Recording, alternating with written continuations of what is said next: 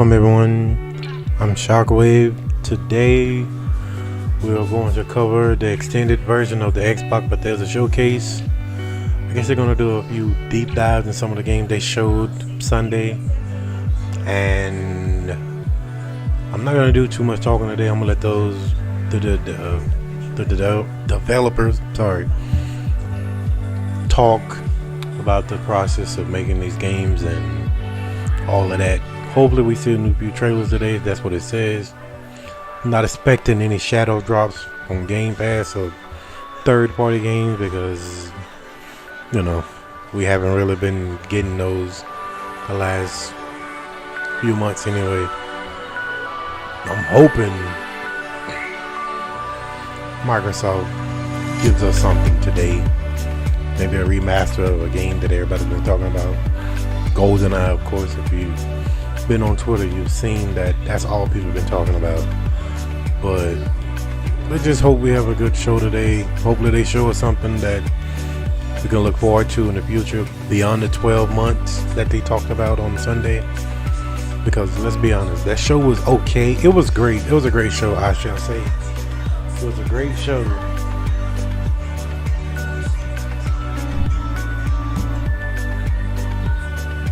Sorry about that. It was a great show for all gamers of all, different types of genres of video games to play.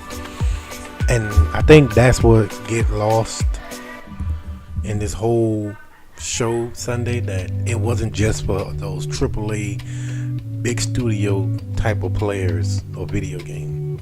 And I think that's what a lot of people got so upset about, that it wasn't just those massive AAA games like the God of Wars or like Starfield and Redfall. People wanted more of those type of games, but in all actuality, those aren't the games that actually, you feel like you can't make those games all the time, all year long. You can't. Production takes too long. Those games take a lot of manpower, man hours. People have to. There's so much goes behind making a video game that you just can't make one of these games. I mean, make 10 of these games a year. It's just not possible for one studio or one company. I should say. Like Starfield, I think it was in production for 10 years. So, most games now, especially AAA games, normally take 3 to 4 years production time to even, to release. And sometimes those games get pushed back because of, issues that comes up. Like, you have graphical issues. I don't know the ins and outs of making video games, but I can only assume that it's not easy work. And I commend all developers, small and large, for taking their time, taking a chance, taking a risk. Because at the end of the day, these people are risking a lot of their time and effort to making a product and hoping that we like it. And sometimes we don't like it. At least we could do is commend these people for giving their time to make these games. But that's enough of me talking right now. I'm about to let this gameplay show, and I'll be jumping here and there talking about it. Here we go. Let's start the show.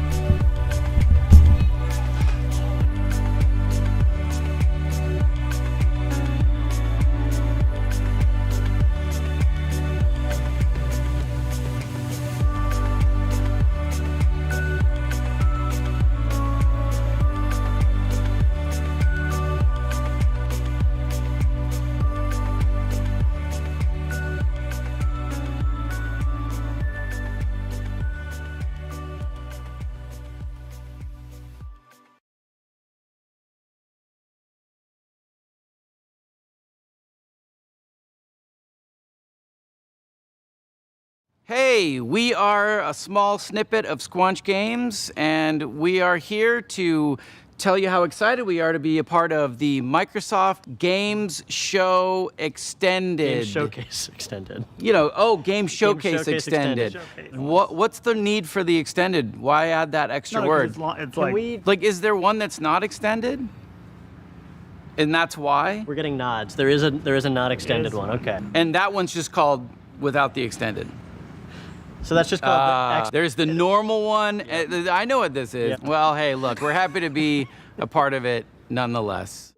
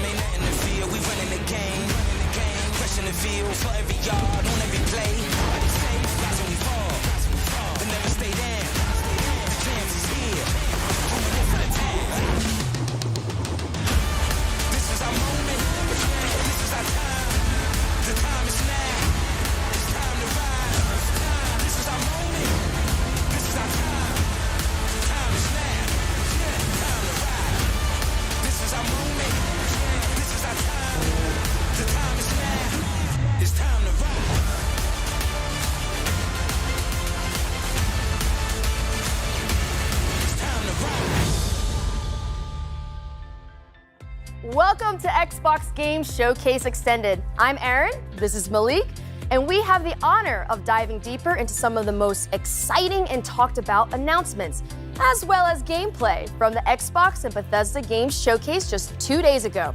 For the first time ever, the entire showcase was focused on games you can play over the next 12 months. That's right, Aaron. You saw world premiere gameplay from Redfall and Starfield, and today we've got Bethesda's own Pete Hines right here to tell us more. You'll hear from the renowned developers behind the brand new Xbox franchise, Our History Untold. Dive into Naraka Bladepoint with our partners at NetEase Games, and so much more. But first, we begin with a special look at how our fans got to celebrate the Xbox and Bethesda Games Showcase with a message from our very own Phil Spencer.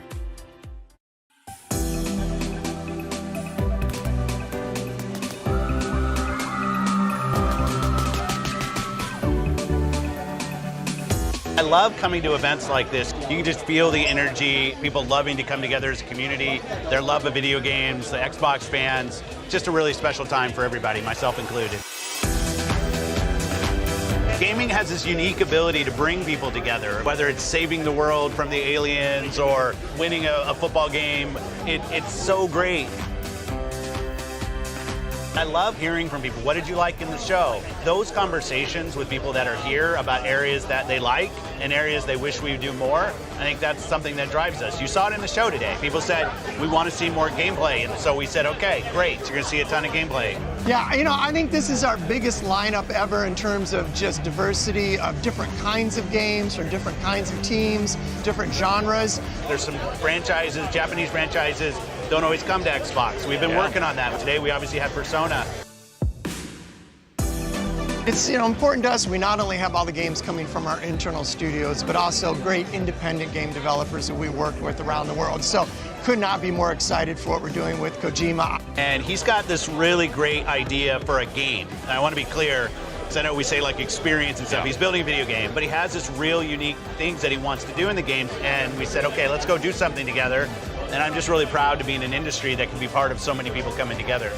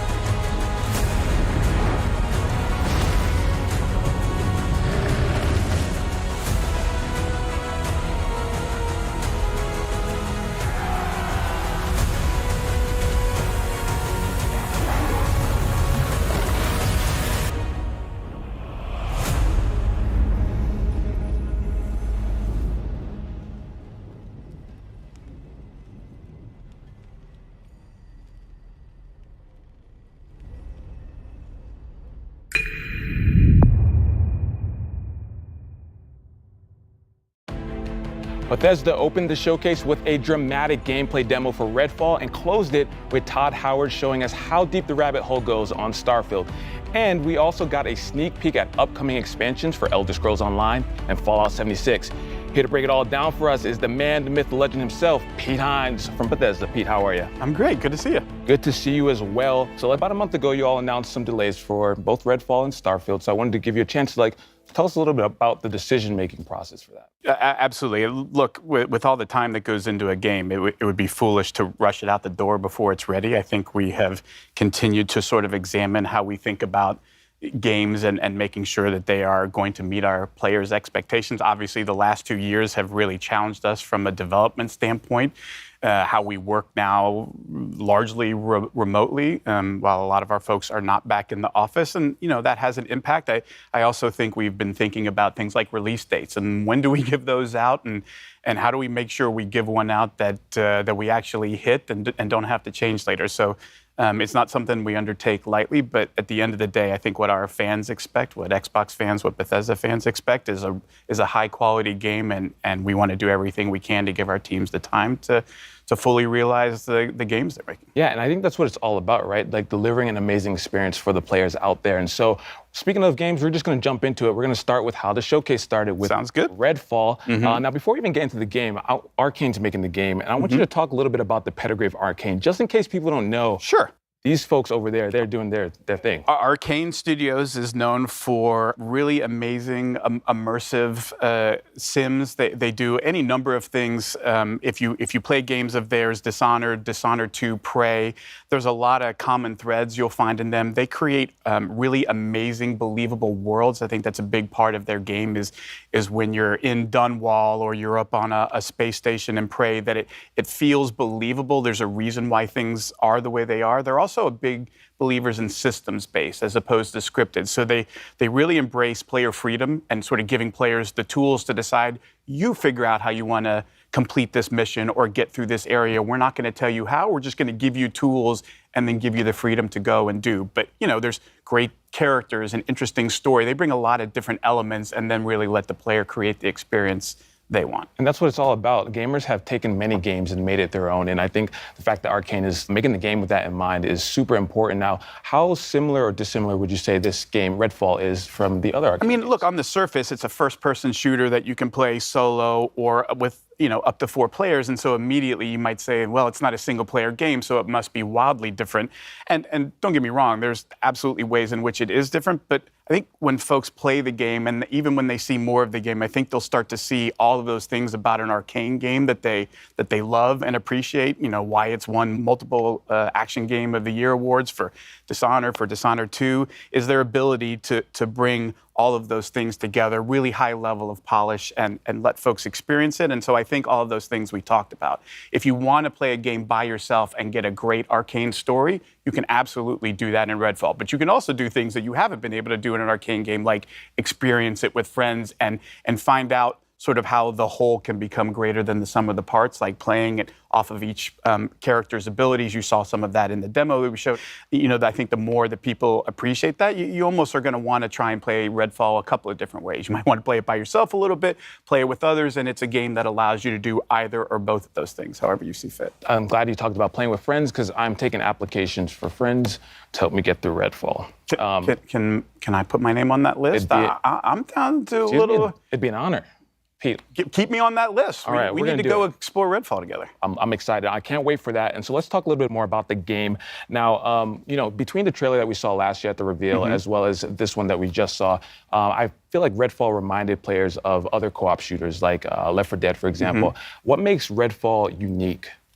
Again, it's one of those things, like if you watch just like combat footage, you might look at Left 4 Dead or Back 4 Blood or any of these things and go, oh, I see multiple characters facing a bunch of enemies, and so it's the same game. But I think that would be doing a disservice, that it's all of the things that take place in between the combat as well as the combat itself, sort of combining different skills and abilities in the way that you do, Layla dropping down an elevator using her powers that Jacob can use to get up top on on a roof and provide cover. You know, you have different characters who play roles really well, how you choose to use Brebone, the robot, all of those things come into, again, allowing the players not to say, here's a set of rules and you can only use, like, no, here's just some stuff that you can go off into this amazing sort of dynamic, ever-changing world and sort of experience and explore for yourself. And you come back the next day and it'll look and feel like a different experience, even though you're in the exact same part of the game. I mean, I think those are the kinds of things that Arcane does that really bring that sort of extra special element that makes their game so compelling. Yeah, compelling and fresh. So I'm excited for Redfall, and you said it here for everyone to see that we're going to be playing together. So I'm going to hold you to that. Absolutely. You got the proof. All right. Can't wait. Awesome. So let's talk about Elder Scrolls Online. Now, I want to talk about the team philosophy, because I hear that the team is actually banned from saying things like, now is the perfect time to play. My least favorite saying is there's never been a better time to play a game. Like, we all say that. Yes, games always get better. We know that. The thing that we love about where Elder Scrolls Online is going is their ability to continually refresh the experience for players, provide new experiences, like going to High Isle, a place they've never been in an Elder Scrolls game. It does a lot of things like story and intrigue. There's a lot of politics in High Isle, different factions and the conflict that's going on there. And again, a way that you can jump in and play by yourself and experience it by yourself, even though it's an MMO. But the real special sauce of Elder Scrolls Online is our amazing community. They're so welcoming. They're so helpful. You know, if you need a little bit of help, if you need a lot of help, they're there for you. They're there for you to help explain, to make sure you have a fun experience. And honestly, like, that is such a huge part for an online game of creating an environment where anybody, no matter whether you just started playing or you've been playing for 8 years, can have a good experience, no matter how you decide to engage with it. I love that you mentioned that. Community is as you mentioned, is such a huge part of any online game. And so for players who may not have played Elder Scrolls, who are, like you said, looking to jump in,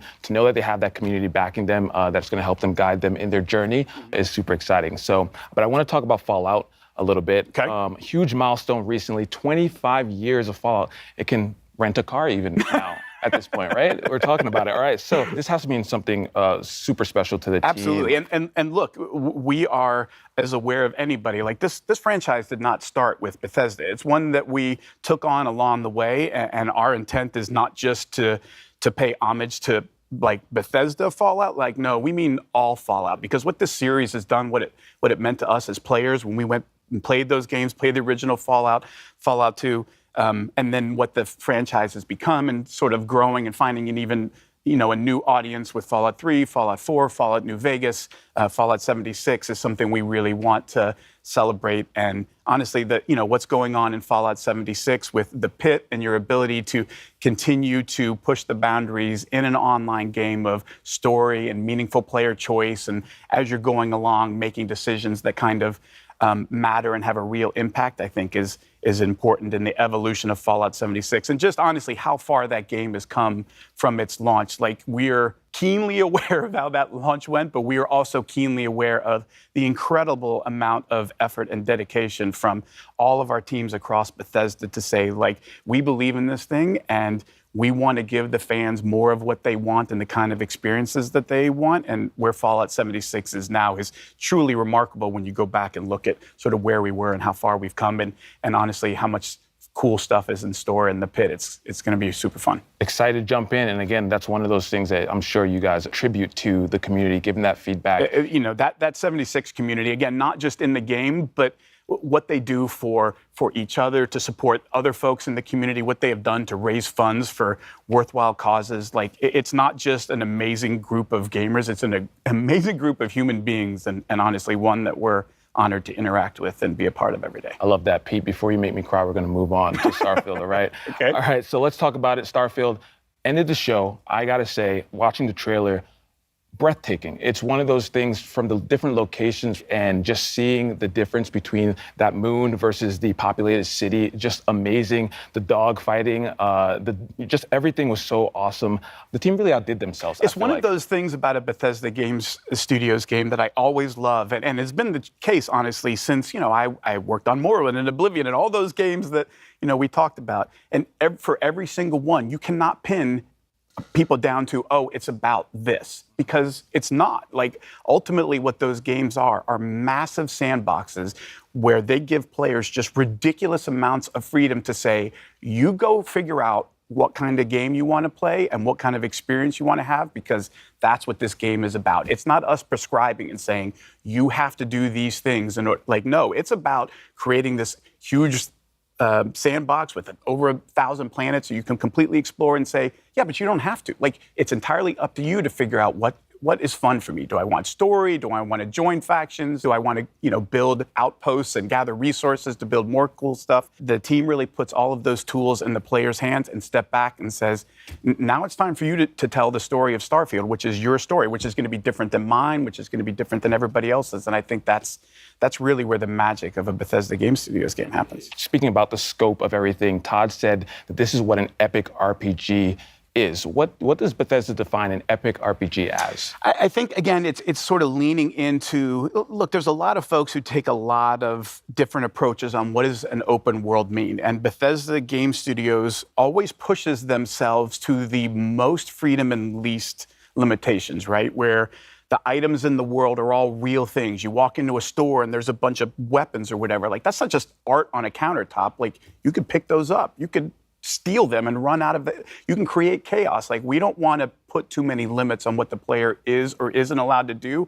We love it when players say, I wonder what happens if, and then they try it. And then they get to see, like, oh my Lord, chaos ensued and it was insanity. Everybody was shooting at me. And like, that's, I think, the beauty of Bethesda Game Studios and the number of ways that they push for you to explore that, right? It's not just one, it's you could spend thousands of hours doing nothing but shipbuilding and like focus that as all you're about, and that's okay. But you could also be about exploring every planet and finding all of the good, and that's okay. Or you could just play the main story and be like, I want a kind of experience that I'm guided through so that I kind of get to see stuff, and I might stop here and there. Oh, there's a cool side quest that I got, but I want something that sort of leads me through because I'm a little, it can be a little daunting to say you can go do whatever I want. Like, ooh, I don't know what I should do. So some folks want a little bit of a guided path or to understand where the fun is, and no approach is wrong. Like, for me, that's epic because it says we aren't putting any limits on what you can or can't do. We're going to set you loose and just sit back and watch the beauty that you create with your own stories and the way that you solve problems or choose to spend your time in this world we've created. I love that. And what you said about, those moments that maybe you experience that I don't, like, those are some of the best moments if I think back to playing RPGs when I'm discussing with my friends. Oh, did you see that? No, I didn't see that. Where did you see it? And having them go out and find it. So I think that's going to be one of those things. We talk about that a lot, that sort of water cooler moment. Exactly. Of, like, you come in the next day and you talk to everybody about what you did, and you were like, wait, I did that quest, but I did this completely different thing. And you sort of start to appreciate all of the choices that you could have made. You didn't even realize were an option. Like, oh, I didn't even think about doing that. Like, oh yeah, I just ran in and stole his ship and shot all of his crew members and took off. Like, you can do that? Like, oh yeah, you can do anything. Like that, I think that is a special part of a Bethesda Game Studios game. And when we say epic RPG, we mean all of the stories, all of them. All right, you just gave me some ideas for stealing people's ships. So I appreciate that. That's going to be top on the list to do in Starfield. Now, we saw quite a bit of combat and action in the game. That seems to also be, in addition to exploring and everything, that seems to be another huge focus of the game. Absolutely. I mean, look, if you look at a game like Skyrim, which, like, everybody's played Skyrim at this point, it can, a combat is a big part of that. Unless you decide it's not. Like, if you're one of those folks that says, actually, I'm going to do the alchemy thing, and I just go off and pick flowers and make potions and, like, live another life in another world this way, then combat isn't part of it. But look, we know in an epic RPG, there's always bad people, shooting at you. Sometimes you got to return fire, and there's a lot of fun to be had there. And so, providing a lot of different skills that sort of determine how good you are in combat, combined with all the different weapons in the game, and then you layer in ship combat and all of these other things, it starts to sort of paint a picture of just how broad or how deep the rabbit hole goes. It's going to be so impressive. And you touched on it a little bit, and I want to talk about it because this was when I'm watching the video, the demo, what I saw, and it really caught my eye, is around the ship. It's not just getting in the ship and that's your ship. There's so much behind it. Can you talk about it a little bit? Yeah, like every ship is customizable to the nth degree, and not just like cosmetically. I want my ship to look like this or look like that, though obviously that's totally a thing that you could do if all you care about is cosmetics. But it goes much deeper than that in terms of like what kind of shields you have, what kind of weapons you have, like what kind of ship are you building? What do you want it to be good at? What trade-offs are you willing to make or not?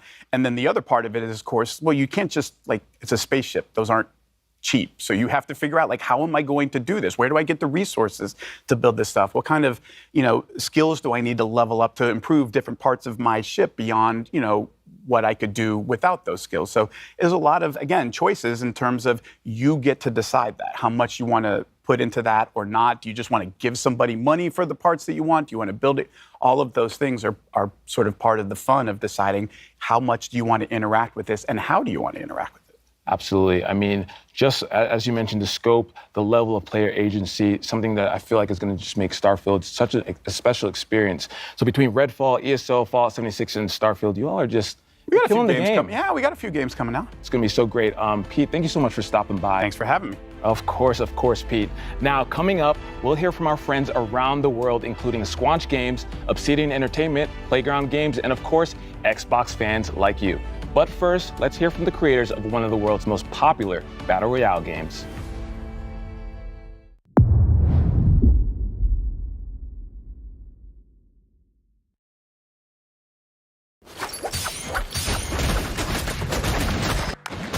大家好，我是永劫无间制作人关磊。 We are glad to share Naraka Bladepoint, a unique online multiplayer action game with players all around the globe. As a NetEase studio, 24 Entertainment is joining hands with Microsoft to bring Naraka Bladepoint to consoles for the first time. You could play the game on Xbox Series X and S, as well as Windows next week. We're also joining Xbox Game Pass, a platform with a huge player base and a vast, bright future. Naraka has been so well received on the PC platform. I am so grateful to the players for their love and support. As a competitive survival game incorporating a lot of action elements, Naraka features a range of characters with unique personalities. Each hero draws from different civilizations and cultures. Battles allow for a great degree of strategic play. You've got a wealth of melee and ranged weapons to choose from, and a vast map filled with interactive elements to explore. Perhaps you'll engage your foes in samurai combat, katanas at the ready, or maybe you'll use Persian assassin techniques and strike from afar. With your grappling hook, you can fly between temple walls and across bamboo forests with ease. Beyond solo endeavors, you can also party up with friends and use group tactics to flatten your foes. That's Naraka's underlying design philosophy, that you're unchained and have the freedom to choose how you play. Collect soul jades to change how you play, transform your katana strikes, and make your cannon a weapon of mass destruction. Each hero can be customized too. Whether you want to rush into battle as a berserker warrior or cast fireballs as a sorcerer, the choice is yours. We can't forget to mention our unique face customization system too.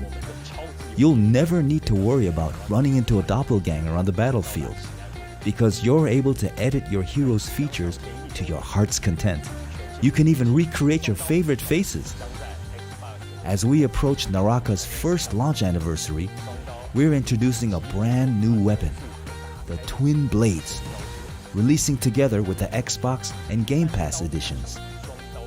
Twin Blades strike with the speed of a raging tempest and sweeping blows. We've seen similar weapons in other games, but here in Naraka, it comes with a style all its own. Charging up strikes is usually a high-risk, high-reward move. With the Twin Blades, you can charge up while moving and keep your momentum as you unleash a flurry of combos on foes. Since its release, Naraka Bladepoint has launched its own faction clash game mode with Omni's Nightmare and the thrilling limited time mode Shadow Surge. There have been many casual modes to play as well, but our community has eagerly asked for a campaign mode. We're always listening to our player base, and we're happy to announce that the wait is over. Players will see the first chapter of our campaign mode. Form teams of 3 to take on new enemy types and massive bosses. Disarming a boss won't be as easy as disarming another player though. PvP and campaign mode are two entirely different games. Further campaign chapters are also in the works, so we're eager to hear any feedback you have for us. We are also working on an Xbox One version and hope to see more players join Naraka later this year. Naraka is launching on Xbox Series X and S and Windows Store on June 23rd, and it's included with Game Pass at launch day. Now's your chance to dive into the world of Naraka Blade Point.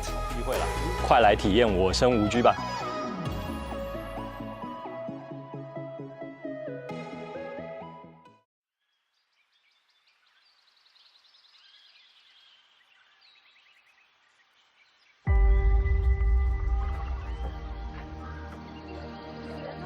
History is filled with moments of greatness. Some well known, some lost to time. But what about the history that could have been if you were its architect? How would you reshape the world? What new stories would you tell? And when your people speak, would you listen? How would you lead them in this new world?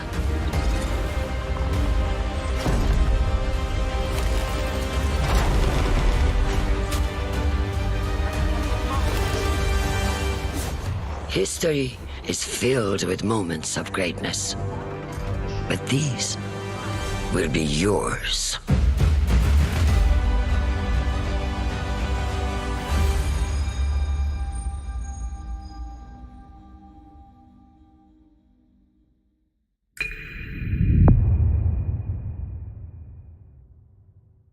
I'm excited to welcome our friends from Oxide Games for a closer look at their historical grand strategy game for PC called Ara History Untold.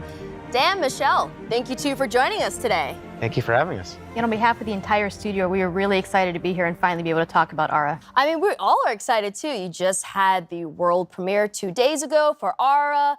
And I have to say, I'm a really, really big history fan. I love me some history, so I've been looking forward to talking to you two about this.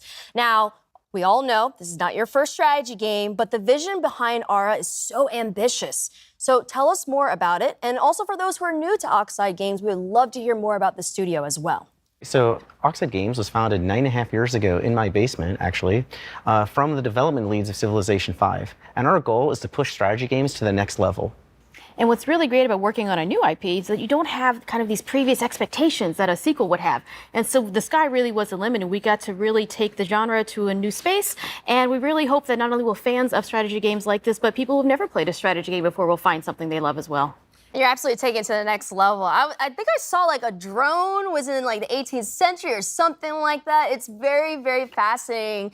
And I think that like if you're someone who really enjoys history, it's bringing like all of the worlds together, all the periods of time together. And that's a grand vision.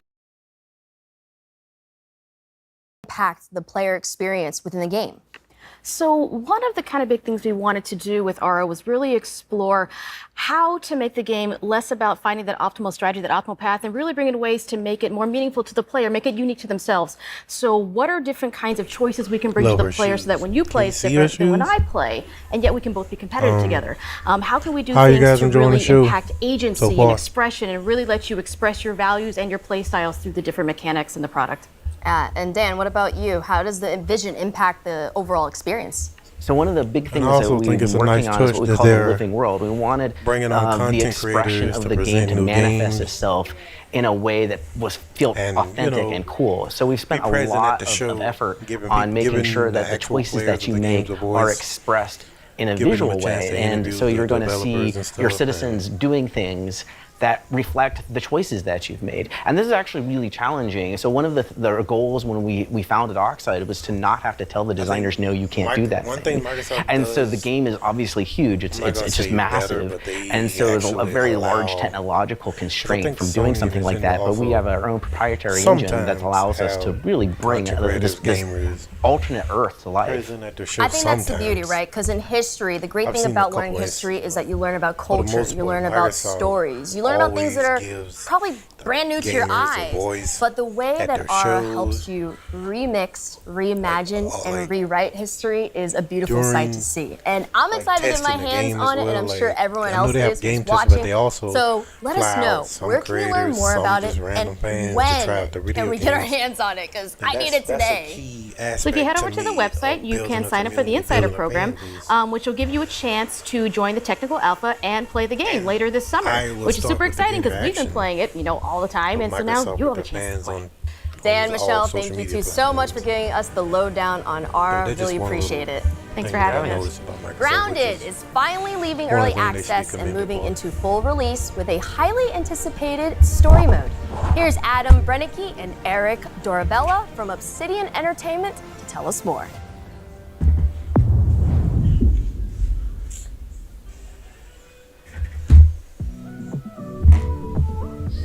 What can players expect from the 1.0 launch of Grounded? The big one, of course, is going to be a complete game, and that means story, right? From beginning to end, you can play through, why are you here? Who put you here? Yeah, exactly. And how are you going to get home? And I think those are like the big questions that people are asking about Grounded. Originally, we really just wanted to make a survival game. And one of the jokes was, hey, what if we did backyard survival? Everyone was like, yeah, that's a very unusual idea, but I think there's something there. One of the things that we did early on was establish the art style of Grounded. Things started coming to life as we did the initial prototypes and seeing some of the cool things, like the first time we added the spider into the yard, seeing the reactions of people in the office, even jump scares, people screaming.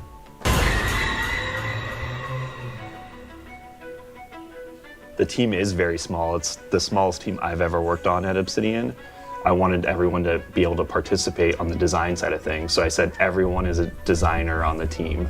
And I think that extends into our community and how we're building the game in game preview and early access. That's probably one of the big successes of the game is how close we work with the community and take all their feedback and suggestions. I think it's super rad. For a game developer too, that is a huge, huge thing, just to get people's feedback constantly of what they're liking, what they're not liking. And all those adjustments just make a much, much better game at the end of the day.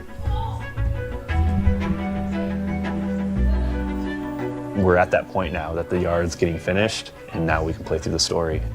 There's a lot of surprises. There's a lot of things that I think players aren't going to expect, and I think I know what you're talking about. I cannot wait to see players' reactions. I know a lot of players are just waiting for the story to be finished to finally jump into the game. People who played the game previously are also holding out for more content. I think it's just going to pull a lot of people back in and gain a lot of new players. So Adam, we have the Broodmother from last year. It was our first big boss. And then we came out with a bunch of mini bosses like Termite King and the Assistant Manager. But in this trailer, we're showing players the Mantis. What can they expect from this? So we're super excited to finally show off the Mantis. And I know that's been a big ask from players that they want to see a praying mantis in the game. They've been asking for this for a long time. Do we have anything else that the players can get excited about? The mantis is just a little tease of one of the new boss fights, but there's more to come, right? Potentially many boss fights that we have planned for the full release of Grounded. There's a lot more secrets and other things to uncover. When we reached 5 million players, that was already super crazy. And then we hit the next milestone of 10 million players still getting Xbox. Xbox Game Preview Early Access. That just goes to show that we have a fantastic game. Everyone's just so surprised at how how much ground it has grown. I think when we played the preview, me and my wife, I just hope that players and the community understand how important they are and when they got nighttime, on this really game with us. And we're so thankful for everyone's support I'm not along scared the of way. those It's things been in an real amazing life, journey, and being we're the same finally size as those almost things at the is a finish line, different right? Yeah. And I think Trust me. we wouldn't be here without our amazing community and all of the fan support. I agree. Best community ever. Yeah.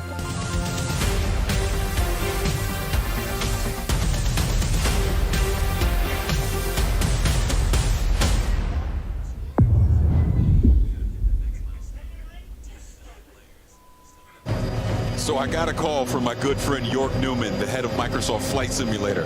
He told me it was imperative that I meet with him. So I'm in this helicopter, we're flying to this location, we're on our way, let's go.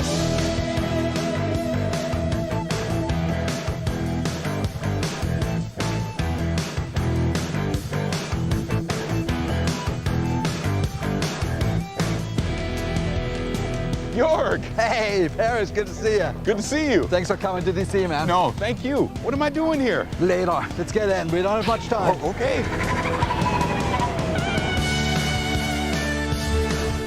All right, Paris, right across the Potomac. That's where our contact is. Are we headed towards Arlington? It's still secret. I'm sorry.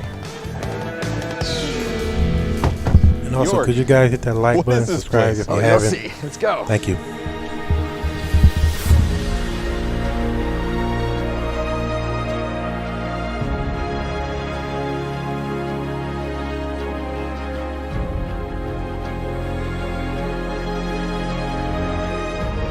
Wow, look at this place.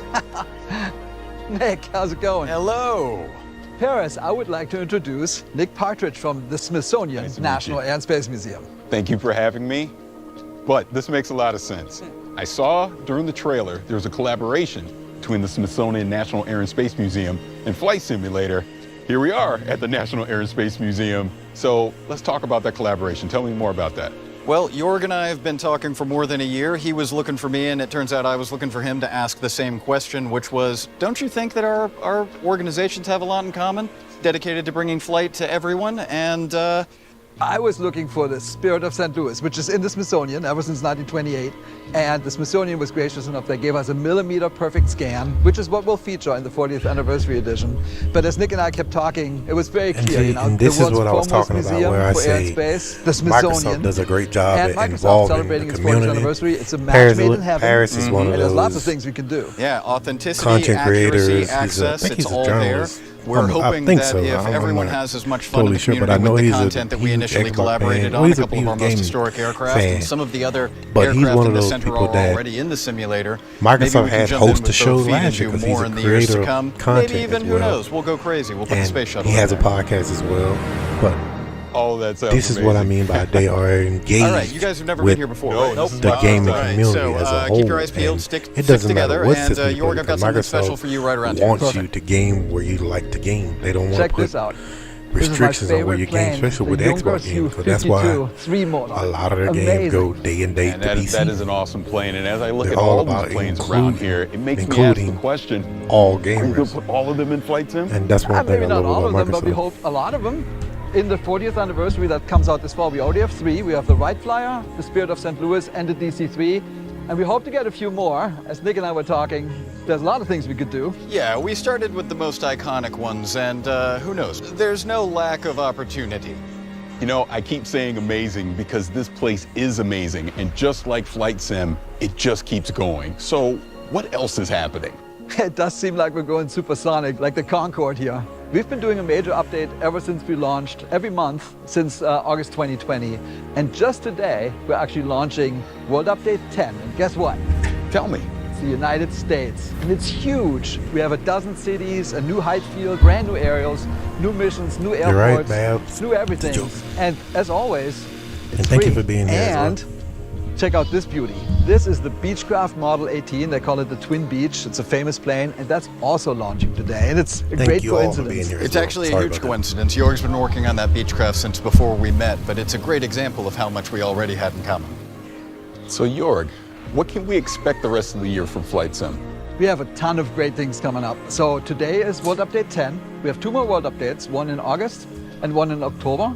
And then in November, we have the big 40th anniversary edition, which will be an absolute delight for anyone who loves aviation. Okay, that 40th anniversary edition. Tell me more about that. Yeah, so we're celebrating by bringing back some of the planes from the old sims, like from Flight Sim 10, 9, 8, even before that. And we're restoring some of the old missions, and we're bringing back some of the airports that were in those editions. So it's a real celebration of the franchise. So this celebration is not only of the franchise, but the past as well. And we're also adding brand new things on top of it, like that the community really wanted.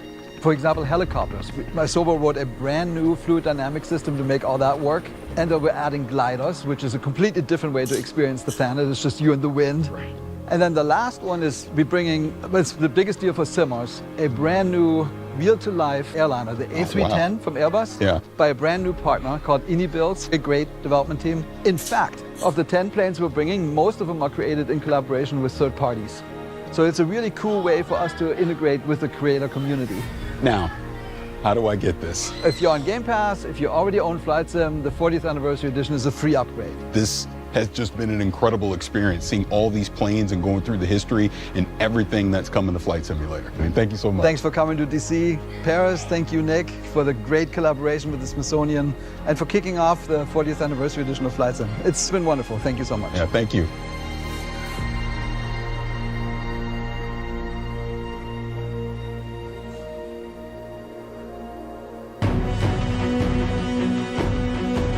Today was a good day, but now I have a need for speed.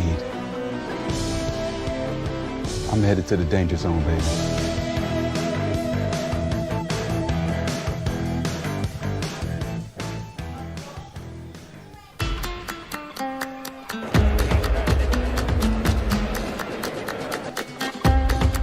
Estamos aquí para disfrutar del mejor día de mi vida, el día de la Xbox, que estoy muy emocionado. I came in Madrid just yesterday to be here in FanFest Xbox, and I'm so excited. Estamos aquí en Madrid para ver nuevos juegos como Starfield, que yo personalmente le tengo muchísimas ganas. Me ha encantado y no me lo podía perder, es un evento único.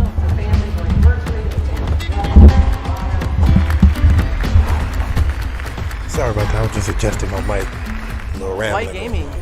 Just a passion. Son experiencias únicas. Me ofrecen algo que no encuentro en otro lado.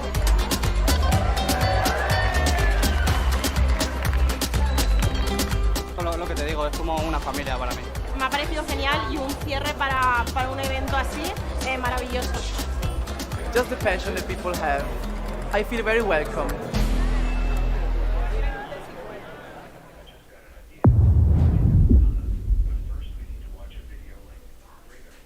Hey, we're just a snippet of Squanch Games, and we're here to talk about High on Life, our new action, adventure, comedy, Metroidvania, first-person shooter. But this, I've never is nothing Rick at all. and Morty at all.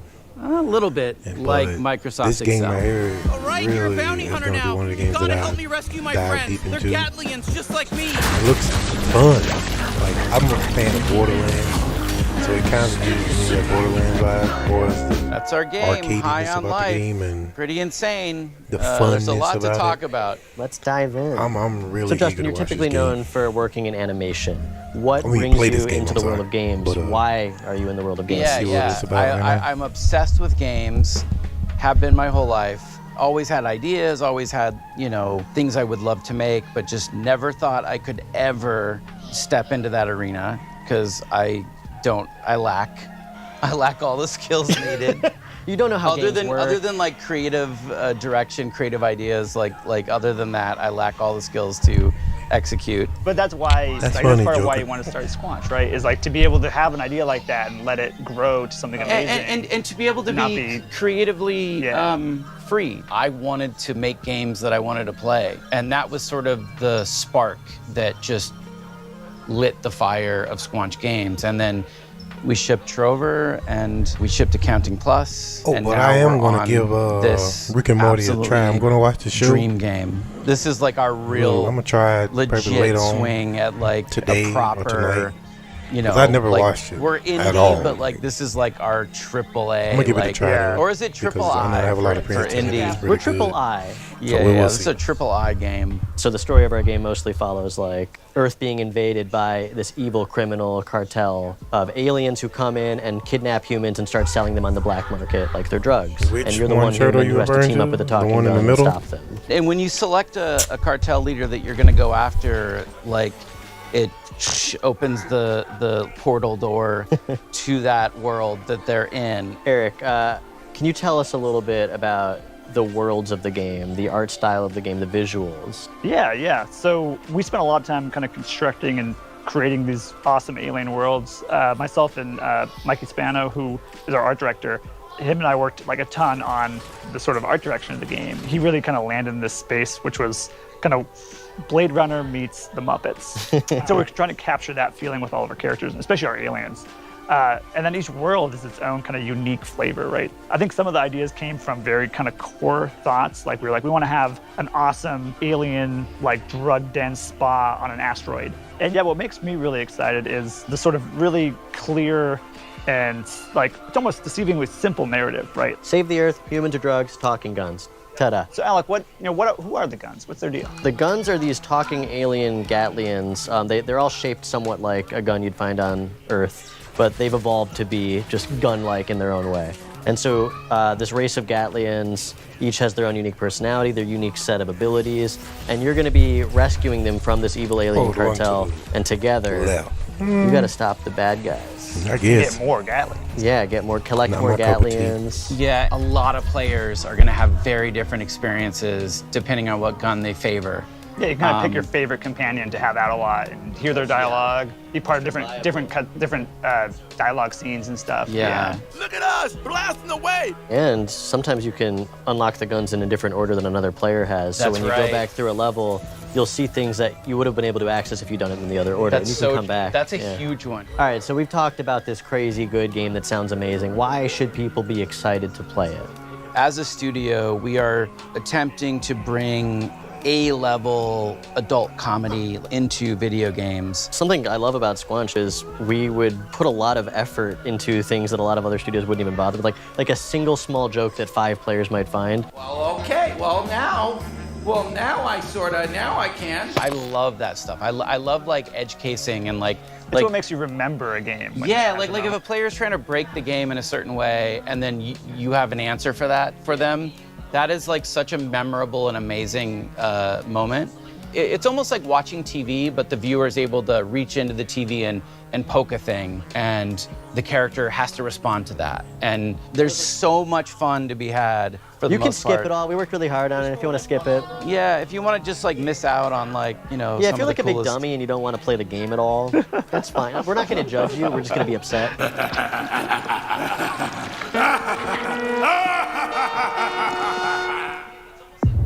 you can play this in October.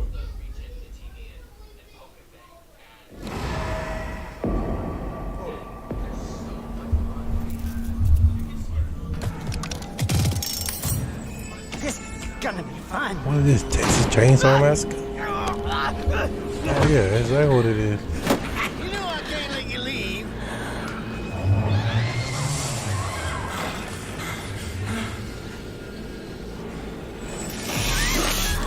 You can play this.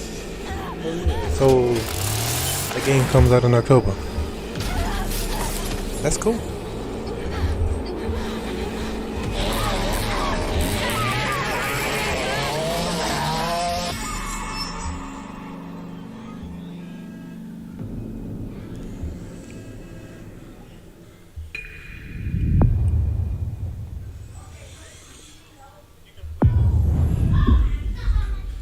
Here it is. I didn't even know they didn't show this yesterday. That Texas Chainsaw Massacre game. But okay. Pentiment is a narrative adventure game set in 16th century Bavaria, which is part of the Holy Roman Empire. You play a character named Andreas Mahler, who is an artist working at a Benedictine abbey. He gets involved in a series of murders and scandals and tries to unravel them over a period of about 25 years. The name Pentiment, it is specifically referring to paintings in which there's an older painting underneath the painting that you see on the top. And if you scrape away the top layer, you see what was left behind. This has a bunch of significance. Obviously, you're playing a painter, but also it has a lot of significance to the idea of history kind of being covered and uncovered over time. Now, this is when I saw don't understand narrative-driven games with really distinct art styles, I was inspired to make a historical game that focused on the unique art style of the early modern period that was really driven by the relationships between characters and the stories that played out over time. Hannah Kennedy was really integral to defining the art style of Pentiment, especially blending the late medieval illuminated manuscripts with the early modern woodcuts.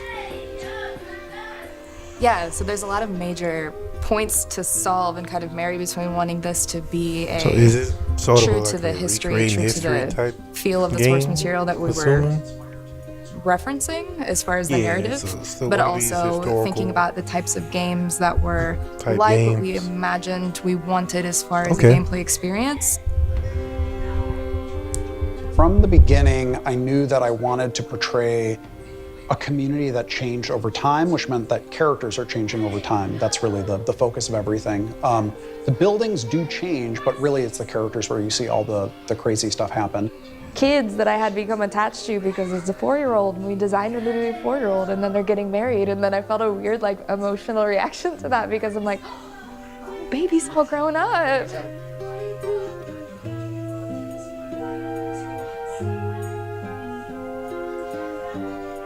I think the 16th century has always been really interesting to me because it was a time of such social upheaval in Europe.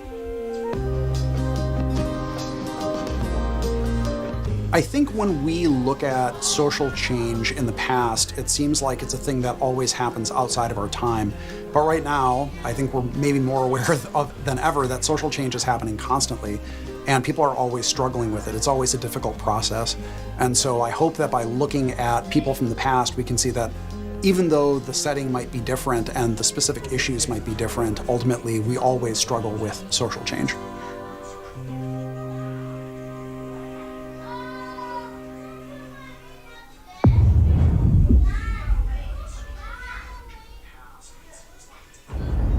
Just putting on this bandana.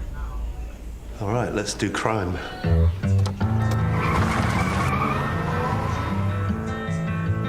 This is such a bad idea. All you had to do was keep your mouth shut. I'm gonna override this. Is your life mission to cause harm? Yeah. This is my favorite shot of the whole game, this one.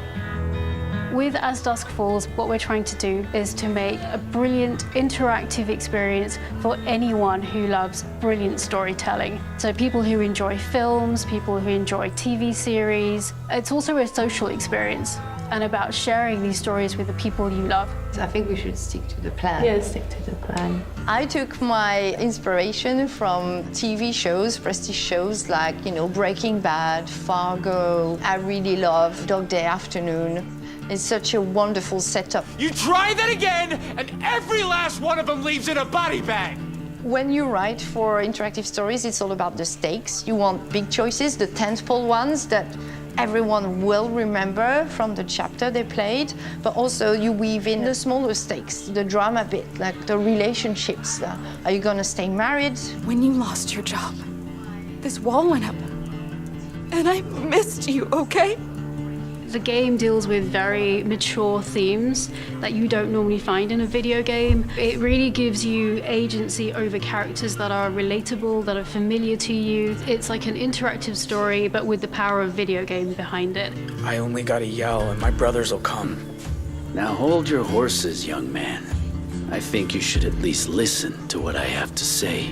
In the first book, it's mainly structured around a hostage situation in a motel in the middle of the desert in Arizona, so it's a pressure cooker. You want your wife to live, answer, and do exactly what I say. Like playing out scenes and stuff like that? It's Or is it gonna be another approach entirely, and it's a chase actual gameplay? across Like, multiple states in the US. There's nowhere else to run. As Dusk Falls is an interactive How are we show, supposed to but the interact important part here is during the this word game? interactive. The players are very much needed to help the character on their journey and decide what's Okay, going to I see. happen to them, help them grow and change. It's not like there's one golden path. There's so many different ways through the story.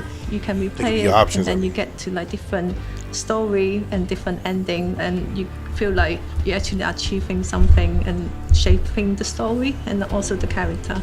Some of your true self comes out into that thinking. I don't know, what would you do? I'll try to, yeah. And at the end of the game, when you play, we tell you about your playstyle, and it reveals something about the player themselves, their values, and the way they interact with the others that they played with. I think for me, one of the really important things was that this art style could tell lots of different types of stories. We want to take really beautiful, sort of subtle facial performances, really strong dramatic moments, and just really represent that such that every frame is a painting. It's a single player and multiplayer experience, so 1 to 8 players. Because we wanted to draw in people who weren't necessarily gamers. Gamers are going to love this game as well because it's a very mature, in-depth story. But this game really taps into your life skills rather than your gamer skills. Puts everyone on a level playing field. You did well there. That is a ferocious job. We did it. You share the same character. You discuss, you make decisions, and majority wins. It's like each player is like a voice in the character head. Are you taking the money this time? I am definitely not. Take the cash. It's been a massive journey, and I can't believe we're just like so close, touching distance to this game. Yeah, I'm gonna miss it when it's done.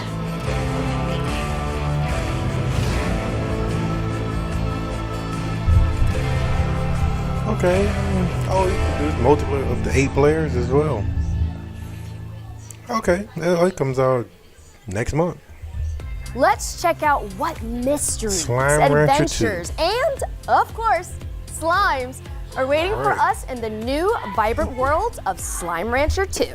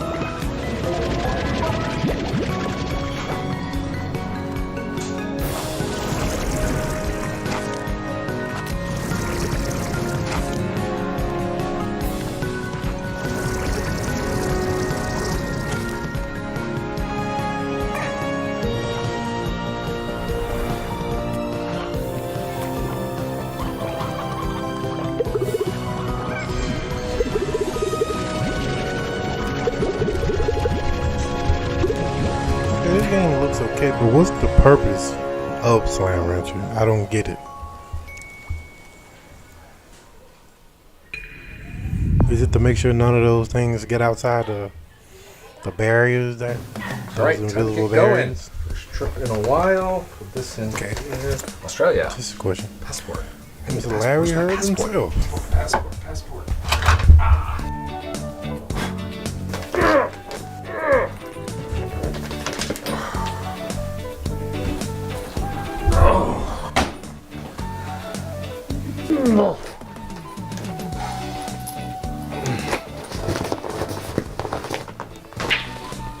All right. Where's my Uber? All right, let's go.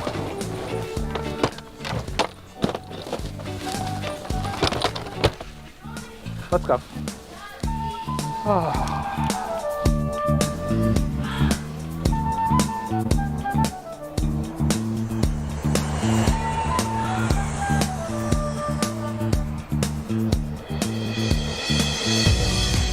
Welcome back to Melbourne. It is so great to be here in person. Get ready for the showcase.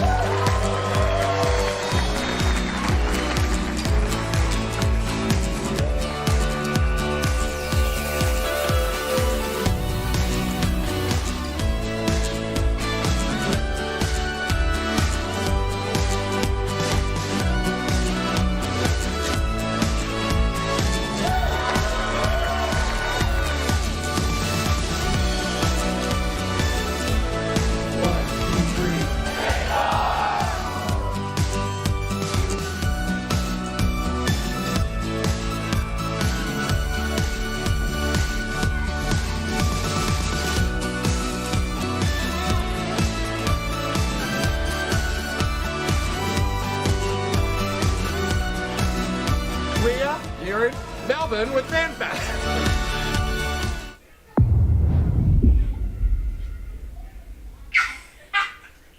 We are so excited to tell you all about Forza Horizon 5 Hot Wheels, the first expansion for Forza Horizon 5. So Mike, let's start with why the team decided to bring Hot Wheels to Forza Horizon 5's Mexico. Our fans have been telling us for years about how much they loved Forza Horizon 3's Hot Wheels expansion. So we've been waiting for the right time to bring everyone another Hot Wheels adventure. Forza Horizon 5 presented the perfect opportunity to bring Hot Wheels to life like never before with the power of the Xbox Series X and S. It really does sound like the perfect time for Forza Horizon and Hot Wheels. So I'm wondering if you can tell us a little bit more about what to expect being in the clouds of Mexico this time. Yes, you travel to the clouds above Mexico to visit the Hot Wheels Park, which is comprised of over 200 kilometers of the fastest, most extreme tracks yet. Once there, you'll join the Hot Wheels Academy and set out to take on Forza Horizon's most extreme racing yet and prove yourself a Hot Wheels legend. Let's go.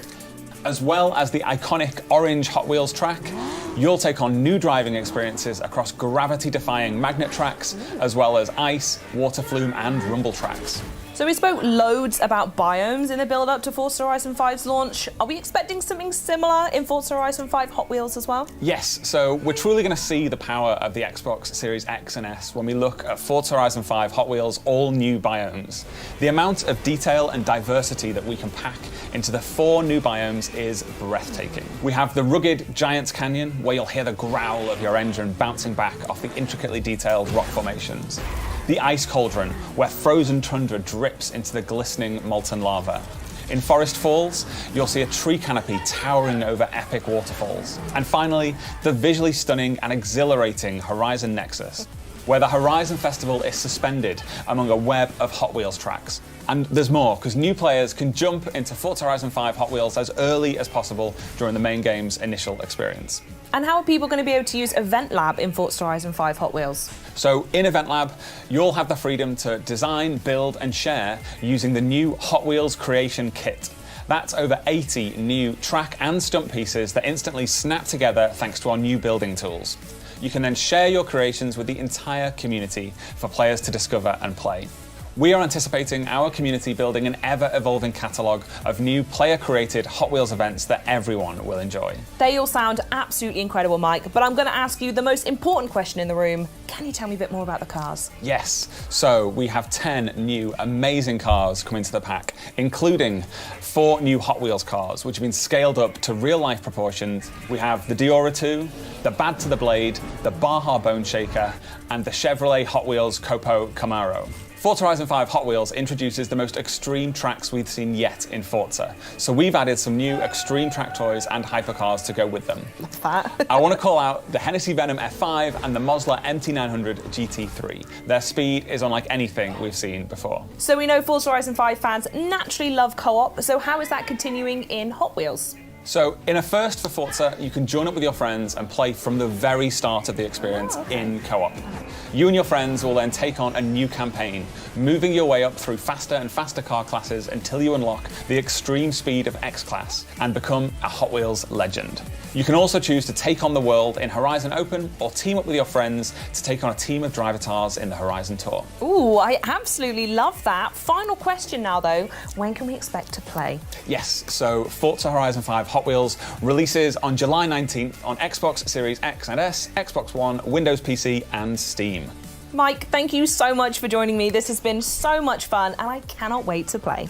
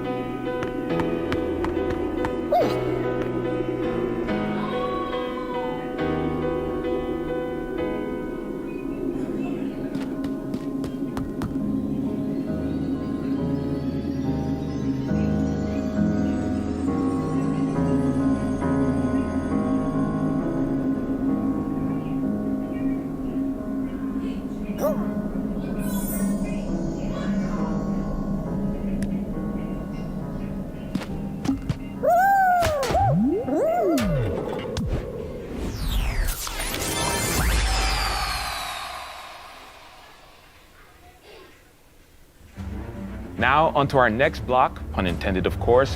Minecraft Legends is the action strategy take on the franchise you never knew you needed. I'm here with Dennis Rees from Mojang Studios, who has just released the world premiere trailer of Minecraft Legends. Dennis, welcome to the show. Thanks for having me, Malik. So happy to have you. I mean, this is a really exciting time for the team. Let's talk Minecraft as a whole, though. That game, I have nothing to back this up, but I feel like everyone on the planet's played Minecraft at this point. But that wasn't enough for you all. You all went and made Minecraft Dungeons, and now we're moving on to the recently revealed Minecraft Legends. So one, tell me a little bit about what it means for the team to actually be able to reveal the game, and then two, just let us know what Minecraft Legends is. Well, we are so excited to finally be able to talk about this game with the world. We've been working on this game for some time now. Minecraft Legends is an action strategy game. Is set in the Minecraft universe. And in order to build this, we really wanted to partner with a great company that understands strategy games. And so that's when we reached out with Blackbird Interactive. And in doing so, we were able to create an experience that is welcoming for people who may have not played Minecraft, but also people who have. And I mean, you've seen the trailer. It's about going and traveling through these beautiful biomes, exploring this world that is familiar yet still mysterious.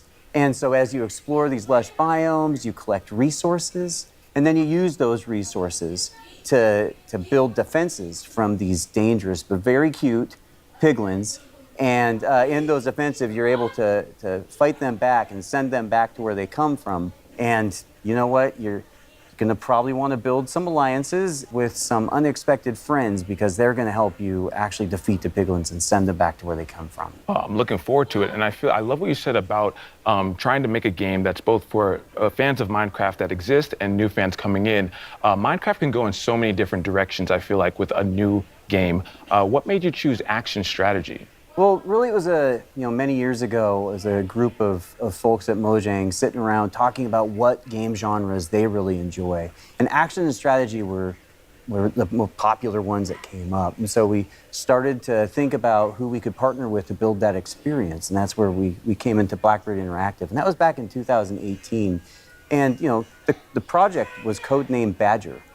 And an interesting little fact for many of those people that might follow Minecraft, if you go back to Minecon 2018 and you look at the shirt that Jens Berenstain was wearing, you'll see a graphic on there, and it's in the shape of a badger head. And really, that was meant to be an Easter egg for years forward, which here we are now. I gotta say, I love a good Easter egg. Now, where would you say that Minecraft Legends fits in the overall Minecraft universe?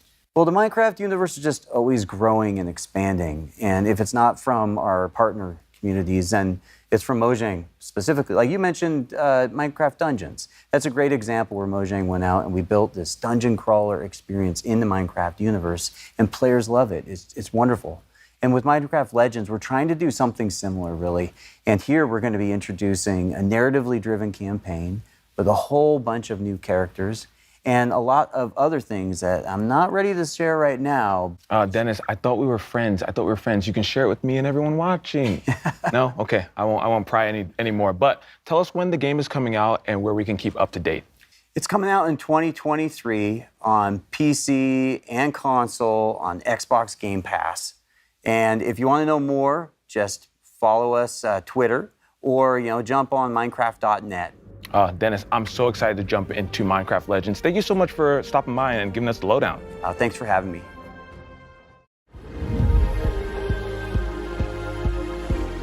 What up, everybody? It's your boy Kirsten, aka K Von Doom, and we're here at Xbox Fan Fest. We got a whole lot for y'all to check out, so let's get it in.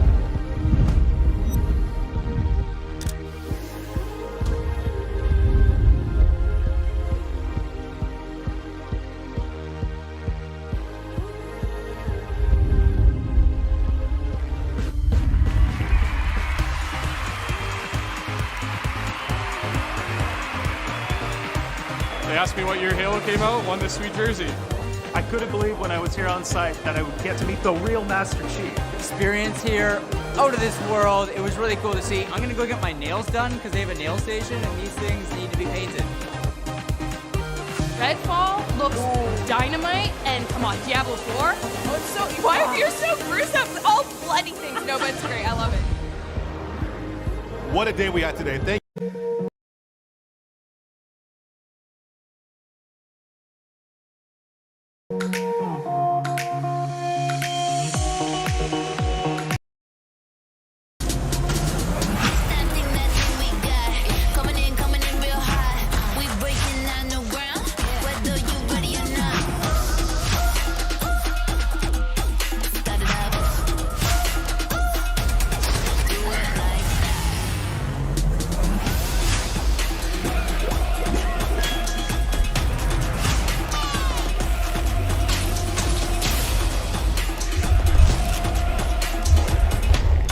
I drop my mic on accident.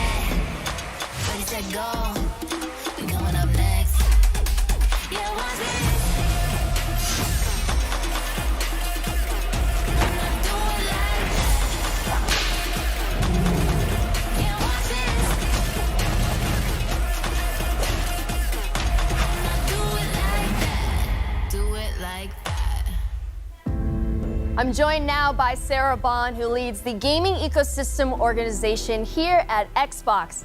Sarah, it's so great to have you. It is awesome to be here and so good to see you too. Yes, I'm super excited for this conversation because as we know, game creators are crucial to Xbox's success. And whenever you talk about them, it's with such passion and tenacity. I love it. And it sounds super important to you and the rest of Team Xbox. So my question to you is, how do creators inspire the work that you and your team do? The creators are just the bedrock of everything we do on my team. You know, when you really think about it, where gaming really comes from is it starts with someone who has a creative idea that they choose to put into a game that we all get to experience and enjoy. And that's really the bedrock of our industry, of what motivates us, is to help those people, those developers, bring their stories out. And we think about it in three ways. You know, how do we create a vibrant and engaging gamer community for them to come to through Xbox? What are the set of tools and services that we give them that make it easier and faster and more affordable for them to make a game? And how do we create a range of business models that they can use? Because a business model really enables them to perform all sorts of different types of innovation.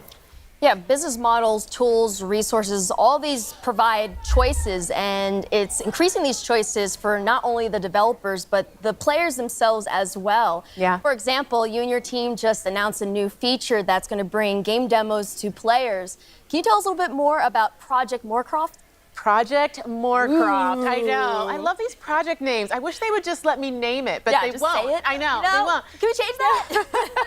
Well, look, we were sitting around as a team and we were thinking about some of the things that we've always loved the most about the gaming industry. And one of them was, remember when you would go to like a show like PAX or E3, and you would go to the show floor and you get to play a demo or a piece of a game, and the developer would be right there next to you, talking to you about their experience, asking you to try things out, asking you your feedback. And that was one of the things I loved the most about those experiences. We just don't have them as much anymore, you know, in the way that the world has evolved. And so we thought, gosh, how can we make Game Pass like that? Like, how can we use the power of Game Pass and all of the great discovery and player engagement that is in it and have it create for creators that opportunity to engage with fans early as they're creating their game, and also for players to get to experience something that they're really anticipating. And so that's what we're going to do. We're actually going to have a program that enables developers to take a piece, a level of their game, and put it into Game Pass so that they can get that great feedback and players can engage with them. And we know it's a lot of work sometimes for developers to do that, so we're also going to compensate them for their participation in the program. I'm so excited for what's going to come when we launch that. I think the one thing that we all miss is that connection, right? And now that we are able to come back into conferences and stuff like that, we still need to deepen it, because by deepening that connection, you're diversifying the voices, and then that in return helps to diversify the games and bring diversity into games. Completely. So how will Microsoft help to further that front?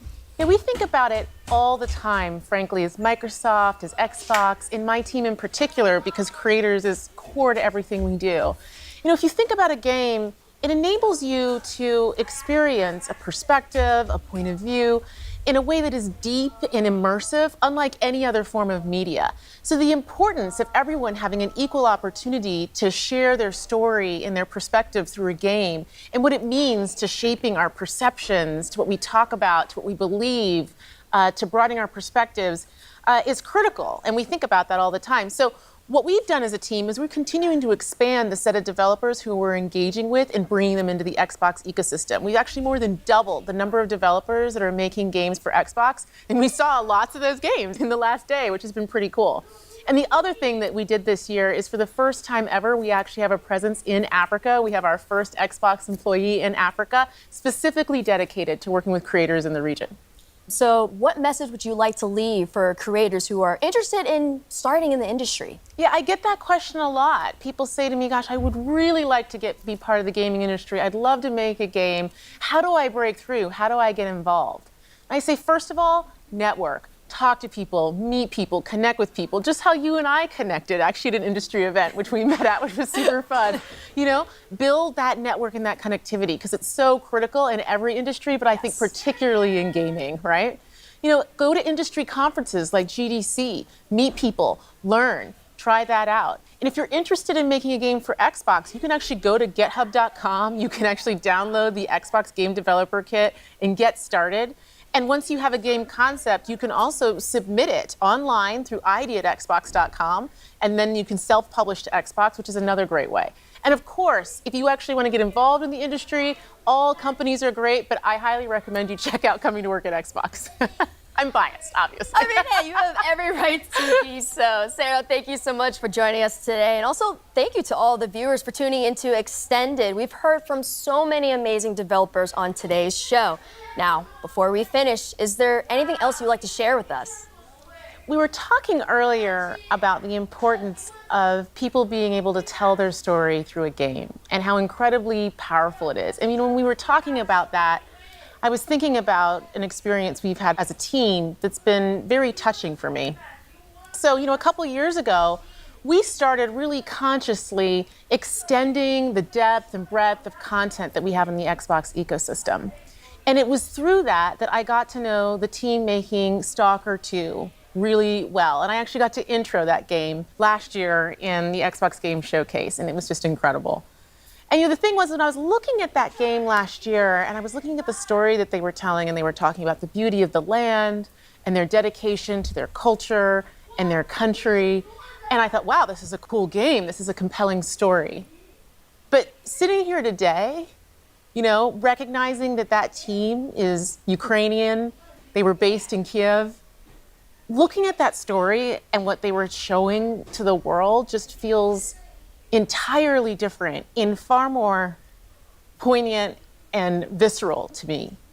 This is a team who's talking about their culture, talking about fighting for the existence of being a nation, of being a people, of having their own language.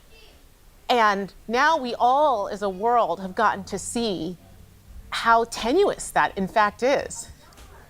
And it's an honor, frankly, to be part of this industry and to have the opportunity to uplift their voices and to let their story be told through a gaming experience, especially knowing what we know now about the situation in Ukraine. And as part of that, they actually shared with us something that they wanted us to share with all of you today as part of the show.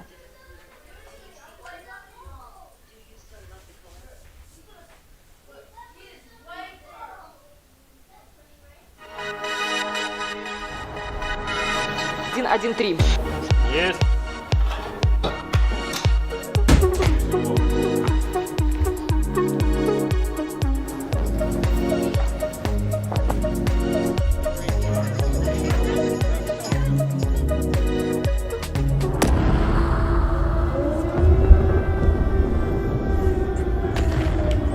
For those who don't know, of course, this game I think it got delayed because of the war in Ukraine. It's supposed to be one of those. I think the game was supposed to release this year, but due to the war on Ukraine, it's been pushed back, and I hope and pray that everyone's doing well over there. I know it's a tough time for them over there, and hopefully they can come back from this stronger and better than ever. Just keep the people in Ukraine in your prayers. Работа, идеи, но не останавливалась. 3 месяца назад началась война России с Украиной. Шок-код, рабочий день начинается тревогой. Сейчас сильних обстрілів, ми біжимо в укриття. Це переноска для мого кота, який загинув ще в перший тиждень війни. Выходишь вечером, сирена, выходишь днем, сирена. Днем еще работать надо, поэтому особо не выйдешь, а вечером все время вот так. Це моє робоче місце. Вже 3-й місяць я живу і працюю в коридорі. Зі мною живе одноокий пес, врятований з-під обстрілу в Гостомелі. Зараз мені важко писати квести про війну, коли вона йде навколо. Так работает в перерывах между сиренами і волонтерськими задачами. Світ ще побачить, наскільки в нас класна культура і в тому числі, наскільки класні ігри ми можемо робити. Меня зовут Александр, я являюсь сотрудником компании ЖСК.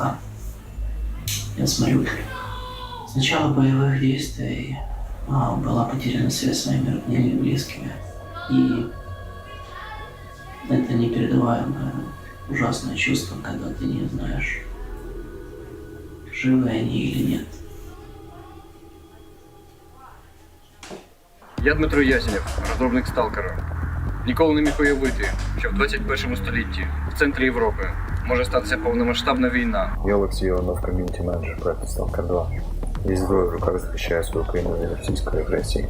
Привіт, я Макс, наративний дизайнер гри Stalker 2. Після перемоги я до неї повернуся. Побачимось на релізі. Слава Україні!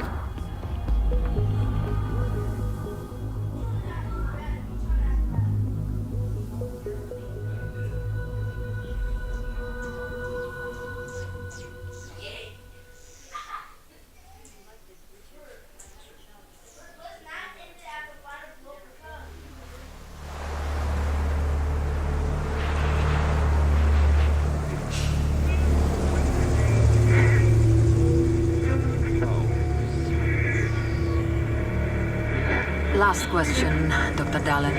Are you sure the perimeter surrounding the zone is really enough? If a powerful emission were to occur, we would... Listen, the zone has remained stable for years. Besides, we didn't establish the most advanced institution in human history without first guaranteeing its safety. As the head of the Scientific Institute for Research of the Chernobyl area, or CERC for short, I believe the wonders that we will bring to the world far outweigh the potential risks. How big are these risks exactly? The zone reveals a whole new world. We can stick with the old one, fearing change. But tell me, do you want our descendants to remember us as cowards? Or as those who dared to venture forward to a new, better humanity?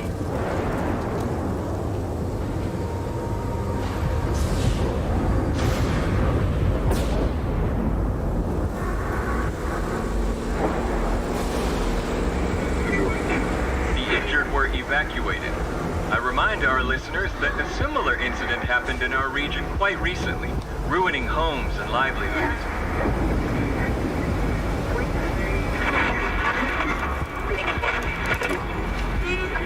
However, city officials urge people to stay calm, assuring them the situation is totally under control.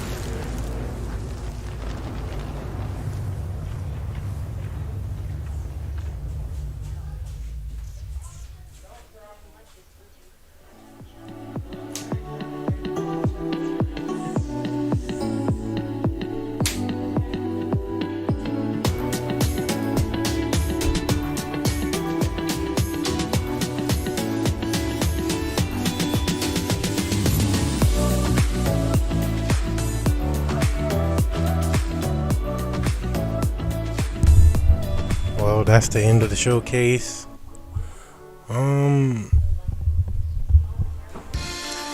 I wish they would have did a deeper dive into Starfield, to be honest. It was okay. I guess they wouldn't deep dive into some of the games that they had shown. And I guess it was cool. It was nice to know a lot about some of the games, and hey, it is what it is. They have a lot of games coming out between now and this time next year. Us as fans, we should be thrilled. Let's not forget, we do have third-party games that's coming out as well. It ain't like we don't have nothing to play. But if you let social media tell you Xbox has no games to play, but hey, those are just people who just like dealing with console wars and clickbaits and all that crap. I don't get up into that. But I hope everyone enjoyed the show. Please be on the lookout for me and my co-host Nova and Rex podcast. Will be dropping, I think, Thursday. Yeah, Thursday night.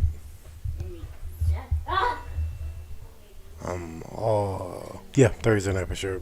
I'll also be posting videos about my thoughts on certain. I think I would do another deep dive into Starfield myself. I think I'll post that video maybe tomorrow night. Yeah, tomorrow night. I'll post that video, so be on the lookout for that. Like I said, Thursday night, be on the lookout for our podcast. I will tweet the times out. I don't know what time we're doing it, but I know for sure it's going to be Thursday. But like I said, we'll do that Thursday, and I'll post a Starfield video maybe tomorrow. Well, Wednesday for sure, but tomorrow night for sure. And I don't know if I'll do a Redfall video, because I don't think the video they showed is long enough for me to actually cover. I don't know. I'll see. But thank you for being with us today. Like I said, hopefully you guys come join us Thursday night during the podcast. I will tweet it out. And once again, appreciate you for being here. Thank you.